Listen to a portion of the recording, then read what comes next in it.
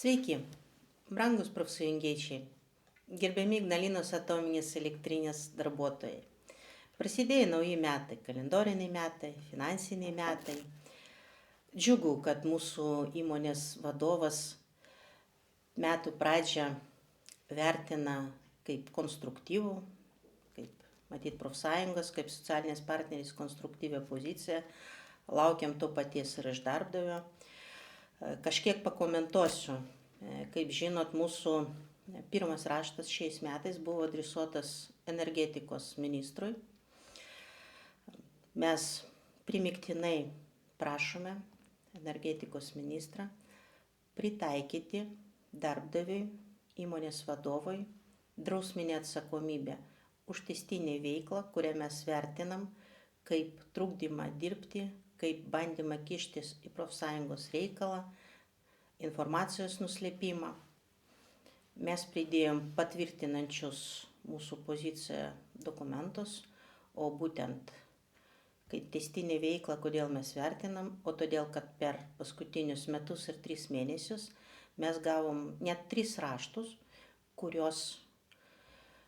panašus pagal savo pobūdį ir kuriuose iš esmės profsąjungos reikalaujama pasiaiškinti dėl mūsų išsakomos pozicijos atstovaujant darbuotojų interesus, ginant darbuotojus.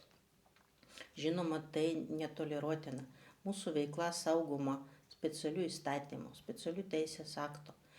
Ir todėl mes negalim toleruoti tokį agresyvų, sakyčiau, ir destruktyvų veiksmą. Juolab, kad jis turi ir tęstinį pobūdį. Tai yra tam tikrą reguliarumą ir turi būti įvertintas. Kodėl tai svarbu? Todėl, kad stovant darbuotojus mes turim būti principingi, turim būti stiprus. Juk jeigu įmonės vadovas leidžia savo persekioti, iš esmės, kaip mes vertinam profsąjungą, kaip darbuotojų atstovus, kaip nepriklausomą subjektą, tai ką jis tuomet daro su savo darbuotojais, kurie jam pavaldus, kurie negali atstovauti savo interesus, apsiginti galų gale, taip kaip profsąjunga, kaip nepriklausomas subjektas. Tai netoleruotina. Jau todėl turi būti toks poelgis atitinkamai įvertintas. Ir jis turi būti stabdomas. Todėl mes laukiam iš energetikos ministros savo pavaldinio įvertinimo. Ir kaip minėjau, prasidėjo finansiniai metai.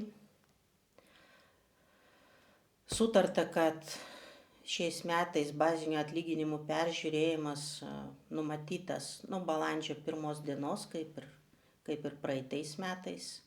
Taip pat išplėsta galimybė ir ratas dėl paskatinimo priedo vienkartinio, tai turiu omeny premijos numatytos balandžio mėnesį.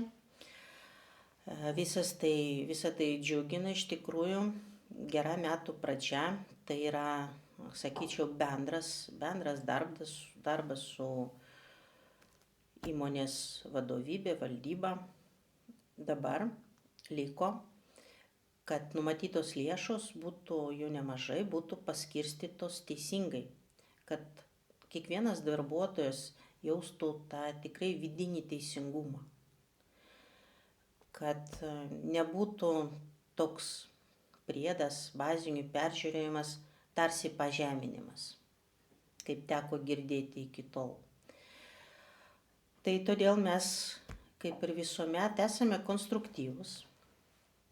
Ne vien kritikuojam, bet ir teikiam pasiūlymus, siekiam konsensuso su darbdaviu ir, kad ir kaip numatyti ir mūsų kolektyviniai sutartį, rasti sutarimų šiuo jautriu klausimu ir manome, kad artimiausias mėnuo duos gerų, saldžių vaisių mūsų bendro darbo. Ir tuomet viskas bus gerai ir pas mus, ir pas darbdavį. Viso gero.